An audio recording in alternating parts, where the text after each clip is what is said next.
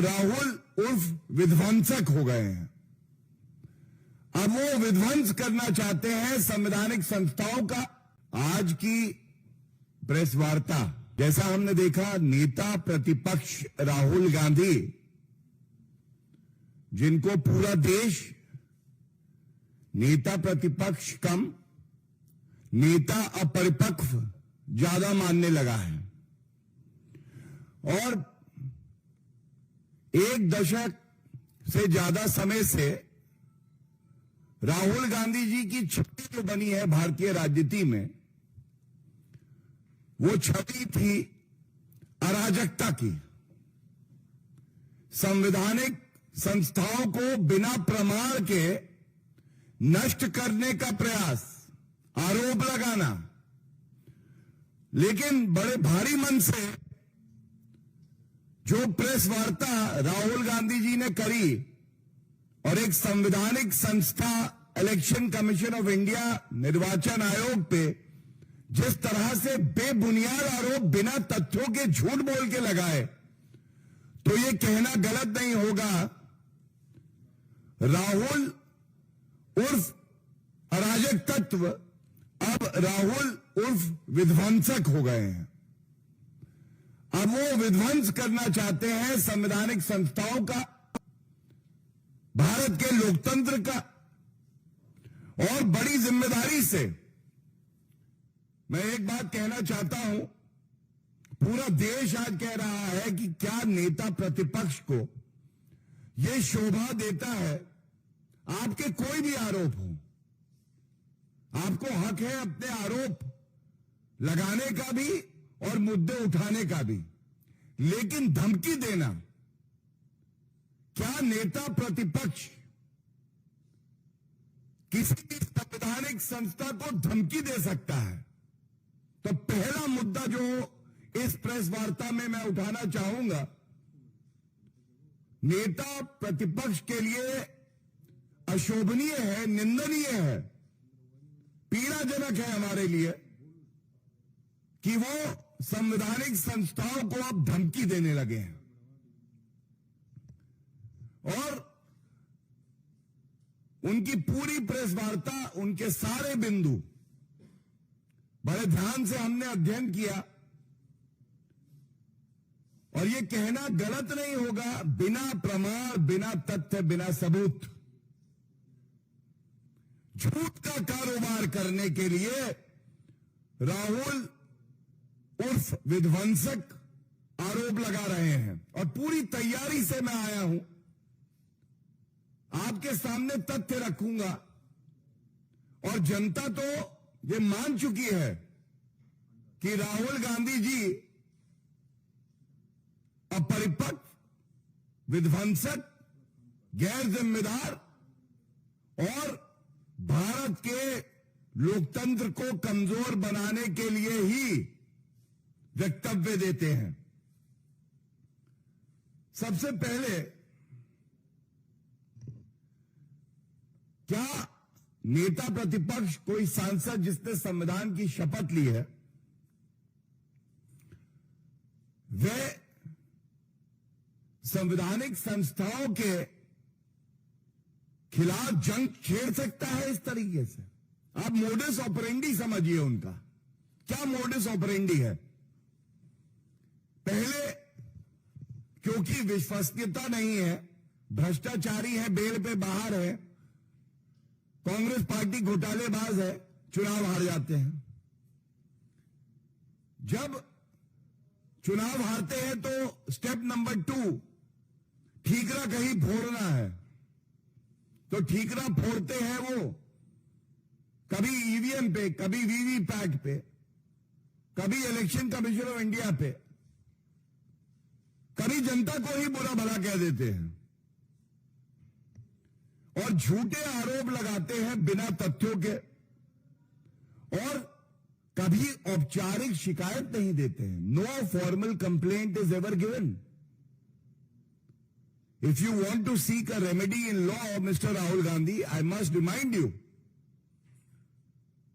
our country, Bharat, India, is governed by rule of law, the Constitution of India.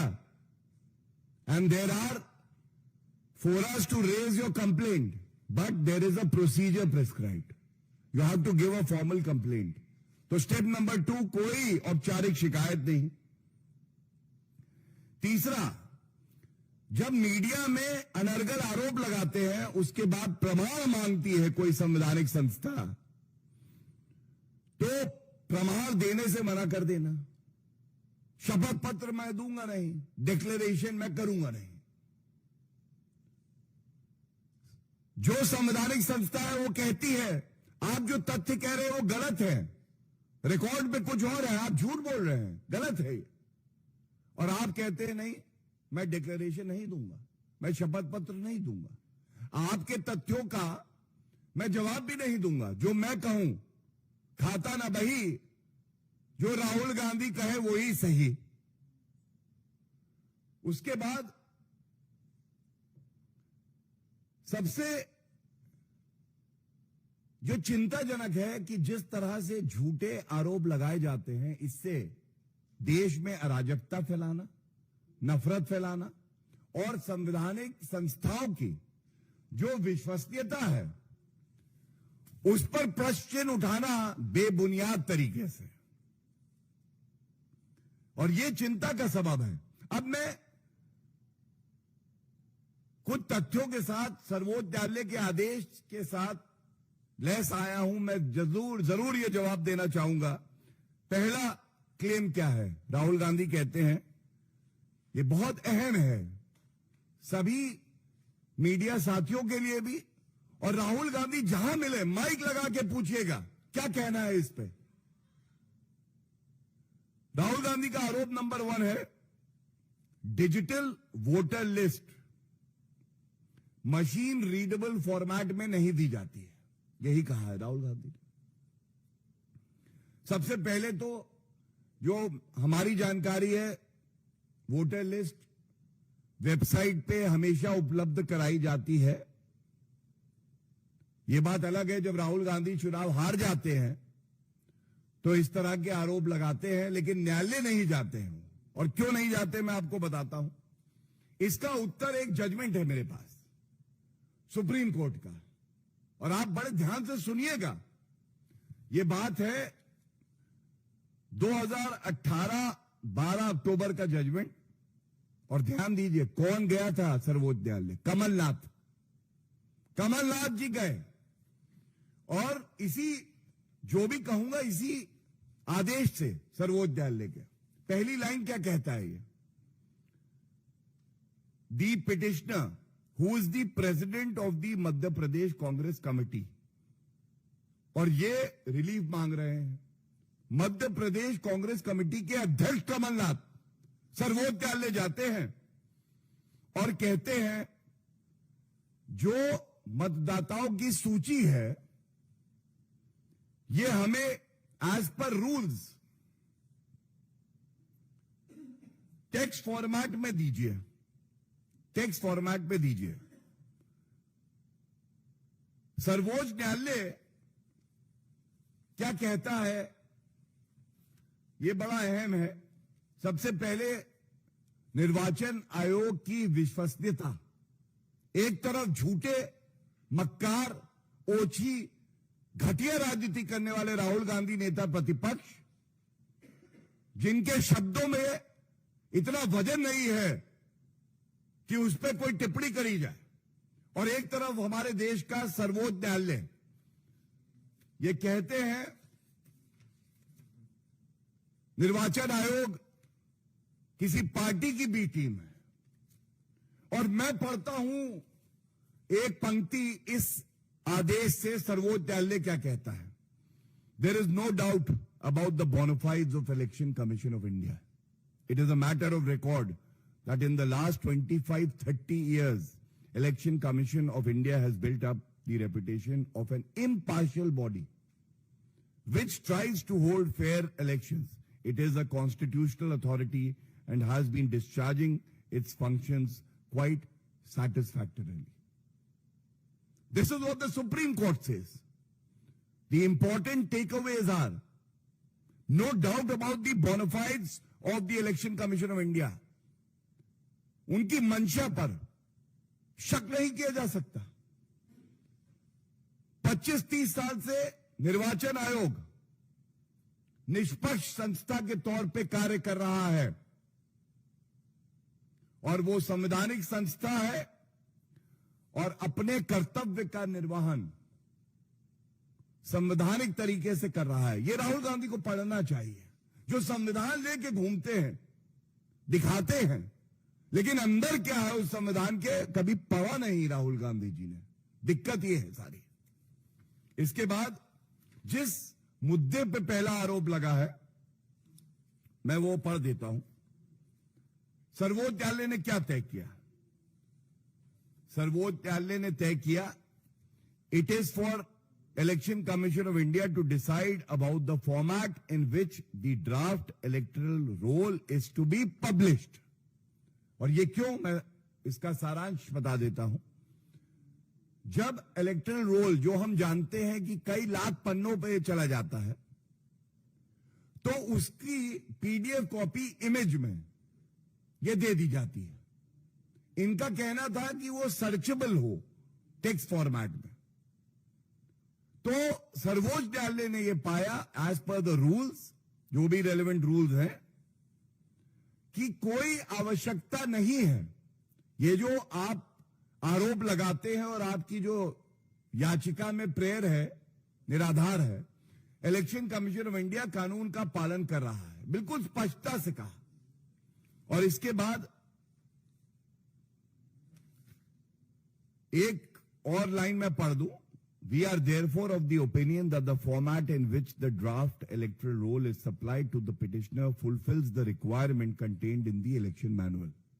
जिस तरीके से निर्वाचन आयोग इलेक्टोरल रोल को उपलब्ध करा रहा है सभी पार्टियों को, वो कानून संगत है, संविधान संगत है। इट मे बी एडेड, और ये बहुत अहम है, अगर कांग्रेस पार्टी जो कि चुनाव हारती है क्योंकि विश्वसनीयता नहीं है और उनको लगता है कि उनको इलेक्टोरल रोल को बदलना है, तो सर्वोच्च न्यायालय ने भी कहा, और इसको मैं आपके समक्ष रखूंगा। सर्वोच्च न्यायालय ने कहा, it may be added that if the petitioner so wants he can always convert it into searchable mode which of course would require him to put his own efforts. आप भी मेहनत करिए, आप बदल सकते हैं उसको, आज टेक्नोलॉजी है।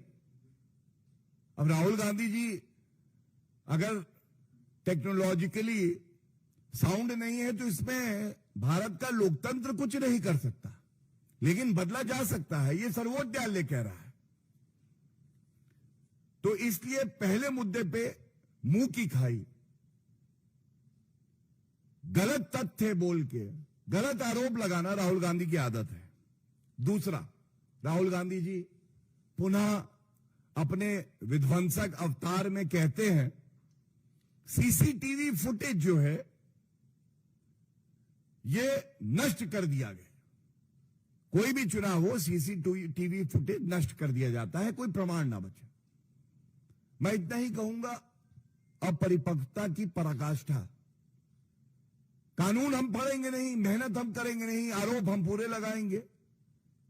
और ठीक है, राहुल गांधी अपरिपक्व हैं, मेहनत नहीं करना चाहते, पढ़ना लिखना नहीं चाहते, लेकिन अधिवक्ताओं की एक फौज है कांग्रेस पार्टी में। चुनौती दे रहा हूं, क्यों नहीं उत्तर देते इस बात का? हमारे देश का कानून यह कहता है 45 दिन तक, 45 डेज के लिए जो वीडियो फुटेज है उसको प्रिजर्व किया जाता है। तो सवाल यह आता है कि 45 दिन के बाद क्या होता है? राहुल गांधी जी, क्या आपको जानकारी नहीं है? अगर election petition, representation of people's act, जो हमारे देश का कानून है, उसमें याचिका दायर कोई कर दे कि भाई मुझे आपत्ति है, चुनाव सही नहीं हुआ, तो वो फुटेज जो है प्रिजर्व कर लिया जाता है 45 दिन के बाद भी, और न्यायालय आदेश दे सकता है। तो ऐसा नहीं है कि 45 दिन के बाद सारा फुटेज नष्ट कर दिया गया। अगर आप सजग हैं और आपको लगता है कि चुनाव कहीं ठीक से नहीं कराया गया, तो आप पहली चीज तो इलेक्शन पिटीशन फाइल करेंगे, और आप जब फाइल करेंगे तो वो video footage, CCTV footage preserve कर लिया जाएगा। न्यायालय आदेश दे सकता है। तो क्या राहुल गांधी जी को यह बात नहीं पता है? क्या राहुल गांधी जी को यह भी नहीं पता है कि जब चुनाव हो रहे होते हैं तो जो प्रत्याशी होते हैं उनके पास एक्सेस होता है, सीसीटीवी फुटेज देख सकते हैं वो? क्या नहीं पता राहुल गांधी को? और सबसे महत्वपूर्ण बात यह है, निर्वाचन आयोग इस कानून के तहत क्यों चल रहा है, और हमारे जो कानून है देश के वो ऐसे क्यों हैं? जो राइट टू प्राइवेसी है, ये बहुत बड़ा राइट है। ये फुटेज जो है मिसयूज ना हो, किसी भी नागरिक को इससे तकलीफ ना हो, यह सुनिश्चित करने के लिए भी है। तीसरा, राहुल गांधी जी ने कहा फर्जी वोटिंग और मैनिपुलेशन वोटर लिस्ट में किया जा रहा है, और ये चाहे बिहार में एसआईआर हो, चाहे महाराष्ट्र हो, चाहे कर्नाटका की बात करें, हर जगह इस तरह के आरोप लगाते हैं। तो मैं ये बता दूं, हमारे देश के कानून में सेक्शन 24 है, रिप्रेजेंटेशन ऑफ पीपल एक्ट 1950। अगर आप कोई भी संदेह के घेरे में हैं तो आप अपील फाइल कर सकते हैं, और उसके बाद अगर आप डीएम के सामने जब अपील जाए नहीं संतुष्ट है तो एक और अपील वो सीईओ जो स्टेट का होता है उसके सामने कर सकते हैं। और इससे पहले जब राहुल गांधी चुनाव की बात करते हैं तो उनको पता होना चाहिए 36 राज्य और यूनियन टेरिटरीज चुनाव खत्म हुए और कोई भी अपील एक प्रदेश को छोड़ के नहीं फाइल की गई। एक प्रदेश केवल था जहां पे फाइल की गई थी। और ये ऐसा नहीं है कि केवल कांग्रेस पार्टी ने अपील करी, 89 अपील आई, और ये महाराष्ट्र था, और यहां पर भाजपा ने भी कानून संगत तरीके से अपनी बात को रखा और अपील फाइल करी। तो राहुल गांधी जी को यह सब पता होना चाहिए किस तरीके से देश का कानून कार्य करता है, और आपको कानून के दायरे में रह के ही अपनी बात को रखना चाहिए। अंत में एक है थ्रेटनिंग ऑपोजिशन पार्टीज, ये चार्ज लगाया है, और निर्वाचन आयोग एजेंट है एक पार्टी का, ये कहा है राहुल गांधी ने। इन दोनों का उत्तर मैं दे दूं। सबसे पहले तो राहुल गांधी जी धमकी देने का काम अगर कोई कर रहा है निर्वाचन आयोग को तो वो आप स्वयं कर रहे हैं, आपके प्रवक्ता कर रहे हैं। और निर्वाचन आयोग ने हमेशा, चाहे वो ईवीएम पे जब आपने सवाल उठाए तो चैलेंज दिया कि आइए और दिखाइए कैसे हैक हो सकती है, तो आप नहीं गए। चाहे आपका आरोप, और आरोप देखिए कितना बेबुनियाद हो सकता है। मैं आपको यह बताना चाहूंगा कि राहुल गांधी जी किस तरीके से आरोप लगाते हैं। राहुल गांधी जी ने 3 फरवरी 2025 को कहा कि महाराष्ट्र में 70 लाख वोटर बढ़े हैं, 70 लाख, 3 फरवरी 2025। 7 फरवरी 2025 को प्रेस वार्ता में राहुल गांधी स्वयं कहते हैं कि 39 लाख वोटर बढ़े हैं, 39 लाख। लेकिन बिहार का चुनाव आता है, और बिहार में जब राहुल गांधी जाते हैं 9 जुलाई 2025 को, कहते हैं कि 1 करोड़ वोटर बढ़े हैं, 1 करोड़। मैं ये पूछना चाहता हूं आज यहां से, इलेक्शन कमीशन ऑफ इंडिया ने अपने जवाब में, जो मैं लेके आया हूं मेरे समक्ष है, 24 दिसंबर 2024 को प्रेस रिलीज में बताया 40 लाख वोटर फाइनली बढ़े हैं। तो आप सोचिए, राहुल गांधी का सफर 39 लाख, फिर उसके बाद 70 लाख, और ये संसद के पटल पे, और उसके बाद 1 करोड़ बिहार में प्रदर्शन करते हुए, और अगले दिन सर्वोच्च न्यायालय में मामला लंबित था, लगा हुआ था, लेकिन प्रदर्शन कर रहे 1 crore voter, 1 crore voter. Election commission कह रहा है 40 लाख। राहुल गांधी जी इतने कंफ्यूज्ड क्यों हैं? राहुल गांधी जी इतना झूठ क्यों बोलते हैं? राहुल गांधी जी, हम गलत है ना, चुनौती स्वीकार करिए, निकलिए जहां छुपे हुए हैं। कृपया करके, मैंने तारीख के साथ बताया, उत्तर दीजिए देश को कि आप किस तरह से महाराष्ट्र के संदर्भ में भी झूठ बोल रहे हैं। और अगर निर्वाचन आयोग का आंकड़ा, जो कि मैंने आपको तिथि के साथ बताया, गलत था, आप किस न्यायालय में गए? यह बात जरूर है कि बॉम्बे हाईकोर्ट गए थे, वहां इनकी याचिका निरस्त कर दी गई। तो ये तथ्य जो मैंने आपके सामने रखे, ये इतने गंभीर हैं। ये राहुल गांधी की परिपक्वता पे सवाल तो है ही, लेकिन उनकी नीयत पे सवाल है। उनकी मंशा क्या है? क्या भारत के लोकतंत्र को कमजोर करने की मंशा है उनकी? क्या जिम्मेदारी से वो अपने कर्तव्य का निर्वहन नहीं कर सकते? और इसके साथ ही कितने अपरिपक्व हैं, मैं आपको कुछ आंकड़े और दे रहा हूं, ये बहुत महत्वपूर्ण है। राहुल गांधी जी को कोई गंभीरता से इसीलिए नहीं लेता। आप सुनिए, राहुल गांधी ने दावा किया बेंगलुरु सेंट्रल में 7 असेंबली सीट्स हैं। सत्य क्या है? 8 हैं। तो मैं पहले पूछना चाहता हूं, आप निर्वाचन आयोग पे आरोप लगाने जा रहे हैं। केजी का बच्चा जानता है आरोप लगाओ तो पहले तथ्य चेक करो, सही होने चाहिए। देश भर के सामने निर्वाचन आयोग को धमकी दे डाली, गलत शब्द कहे, अभद्र भाषा का इस्तेमाल किया, और आपको यह तथ्य नहीं पता है कि वहां सीटें 7 है कि 8 है। क्या उनकी गंभीरता पे सवाल नहीं उठेगा?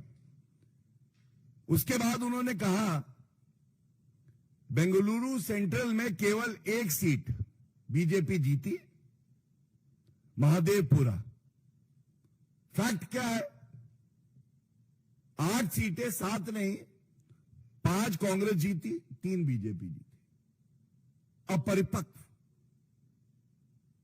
झूठ बोलने वाले। तीसरा, उन्होंने एक व्यक्ति का नाम लिया, आदित्य श्रीवास्तव, कहा कि उसका वोट 4 जगह पे है।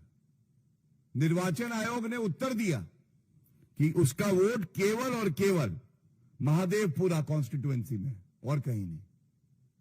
इसी तरह से एक और व्यक्ति का उन्होंने नाम लिया, उसका वोट इन्होंने कहा 3 जगह पे है। निर्वाचन आयोग ने कहा 1 जगह। तो 4 गलतियां बता चुका हूं। और 5वीं, इन्होंने कहा कि 2024 के लोकसभा चुनाव में कांग्रेस पार्टी बेंगलुरु सेंट्रल जीत रही थी और वोटों की चोरी हो गई। तथ्य क्या है? 2009 में यह सीट अलग से बनी, और उसके बाद से हर चुनाव में भारतीय जनता पार्टी वहां विजयी हुई। हर चुनाव में 2009, 2014, 2019 और 2024। राहुल गांधी जी कह रहे नहीं, कांग्रेस जीत रही थी, वोटों की चोरी हो गई। तो मैं एक बात जरूर कहूंगा, अगर निर्वाचन आयोग पे आपको विश्वास नहीं, सर्वोच्च न्यायालय का मैंने जजमेंट पढ़ा, विश्वास नहीं, एक काम करिए राहुल गांधी जी, सबसे पहले अपनी सदस्यता जो है लोकसभा की, उससे इस्तीफा दीजिए। प्रियंका गांधी वाड्रा जी, आप भी सुन रही होंगी, आप भी इस्तीफा दीजिए। सोनिया गांधी जी, आप भी इस्तीफा दीजिए। और कर्नाटका, तेलंगाना और हिमाचल, जो 3 मुख्यमंत्री हैं कांग्रेस पार्टी के, ये तुरंत इस्तीफा दें। क्यों? क्योंकि उसी निर्वाचन आयोग पे आप सवाल उठा रहे हैं, कह रहे धांधलेबाजी होती है। तो कम से कम नैतिकता के आधार पर पहले इस्तीफा दे दीजिए, और उसके बाद सर्वोच्च न्यायालय जाइए, उच्च न्यायालय जाइए, जनता के बीच में जाइए। लेकिन यह नहीं चलेगा मीठा मीठा गप गप, कड़वा कड़वा थू थू। Whatever suits me, I accept it. Whatever is inconvenient, I will reject it. I will cast aspersions on the EC. This will not work. And let me end by also just giving quick facts about the Bihar SIR. अभी तक 8 दिन पूरे हो गए हैं objection के. हम सब जानते हैं कि डेडलाइन जो ऑब्जेक्शंस देने की है ये 1 सितंबर 2025 तक है. आज 9वां दिन चल रहा है. कांग्रेस पार्टी, आरजेडी, वोटों की चोरी, मतदाताओं के लिए अच्छा नहीं, कितने ऑब्जेक्शन दिए इन पार्टियों ने. आप जान के अचंभित रह जाएंगे, एक भी नहीं, zero objection from these political parties. अगर आप कहते हैं गलत हो रहा है तो कम से कम ऑब्जेक्शन तो देते नहीं. और इसकी वजह क्या है? ये सब प्रोपेगेंडा केवल और केवल मीडिया में सुर्खियां बटोरने के लिए. जानते हैं कि जब हलफनामा देंगे, डिक्लेरेशन देंगे, तो ये कानूनी अपराध है कि झूठ बोले, तो आपको सजा हो सकती है. इसलिए कभी भी हलफनामा राहुल गांधी नहीं देंगे. केवल हवाई बातें मीडिया में करेंगे. और इसके साथ ही मैं ये कहूंगा, आदरणीय प्रधानमंत्री श्री नरेंद्र मोदी जी ने विश्वसनीयता का मॉडल दिया. जनता का विश्वास जीतना पड़ता है. डिलीवरी का मॉडल दिया, विकास का एक मॉडल दिया. और तभी बार बार भारतीय जनता पार्टी और जो एनडीए के घटक दल हैं वो चुनाव जीत रहे हैं. चुनाव जीते भी जाते हैं, आप हार भी जाते हैं. लेकिन एक कमजोर खिलाड़ी, एक ऐसा खिलाड़ी जो देश से नफरत करता है, ही ऐसे बचकाने, झूठे, अमर्यादित और अपरिपक्व बयान देगा जैसे राहुल गांधी दे रहे हैं. Thank you. If there are any questions, I would love to take them. Yeah, please.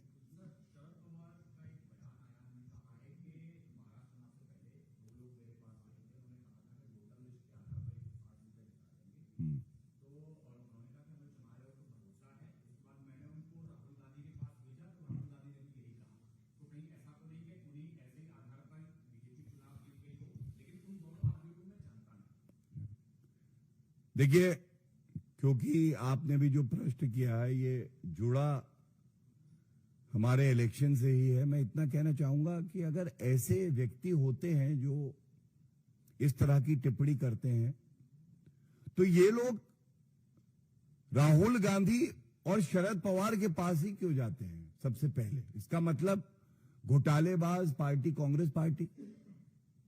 और ये लोग जिनकी कोई विश्वसनीयता नहीं है, कोई प्रमाण नहीं है, सिर्फ क्लेम्स हैं, ये लोग कांग्रेस पार्टी और शरद पवार जी जैसे लोगों को ही ढूंढते हैं. दूसरा, मुझे नहीं पता, लेकिन शरद पवार जी से ये सवाल जरूर पूछिएगा. नागरिक है, उनका भी कर्तव्य है जनता के प्रति संविधान के तहत.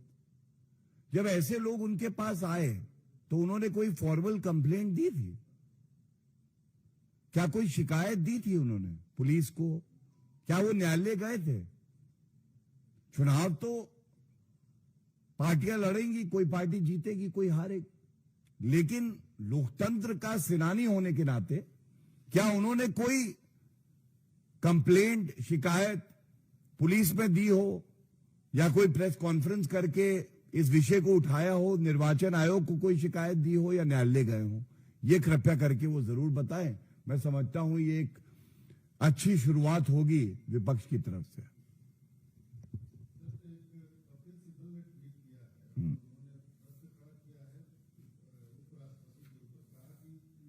इस टॉपिक पे पहले और कोई सवाल हो उसके बाद. Any other questions on the today's PC topic? अच्छा, हो गया, धन्यवाद. कोई प्रश्न नहीं है, अब आप पूछिए.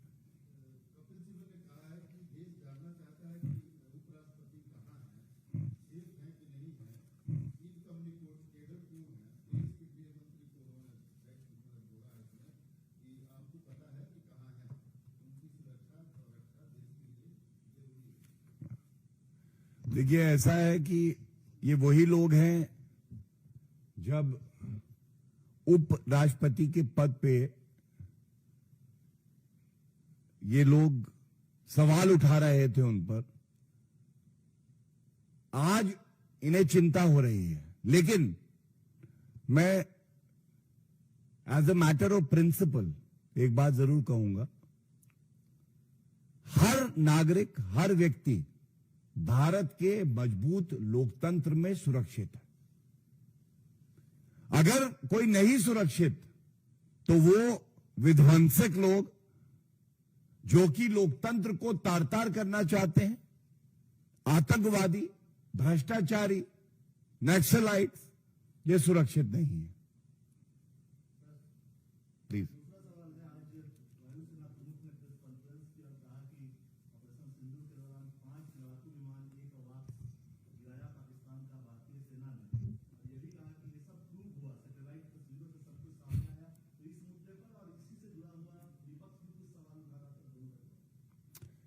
देखिए, सबूत गैंग कहूं, पाकिस्तान प्रेमी गैंग कहूं, भारत विरोधी कहूं, राफेल का मजाक उड़ाने वाला कहूं, प्रधानमंत्री जी का सर तन से जुदा का ट्वीट करके डिलीट करने वाला गैंग कहूं, लेकिन ये करारा थप्पड़ तो है। हमारी सेना विश्व में सबसे वीर है, ये हर भारतीय का मानना है। आदरणीय प्रधानमंत्री जी के नेतृत्व में हमारी सेना को खुली छूट दी गई और उसने अपने शौर्य का, साहस का परिचय दिया। ये भी पूरे विश्व को पता चल गया। आतंकिस्तान थरथर कांपा हमारी ताकत देख के, ये भी सबको पता है। लेकिन फिर भी अगर कोई हमारी सेना पर, हमारे देश पर सवाल उठाता है तो वो राहुल गांधी और मैं कहूंगा गैर जिम्मेदार विपक्ष, जिनको आज मुंह छुपाने की जगह नहीं मिलेगी, चुल्लू भर पानी में डूब नहीं पाएंगे। हां, अगर वो हमारी वीर सेना पे भी विश्वास नहीं करते तो बात कुछ और है। That's it. Thank you so much everyone.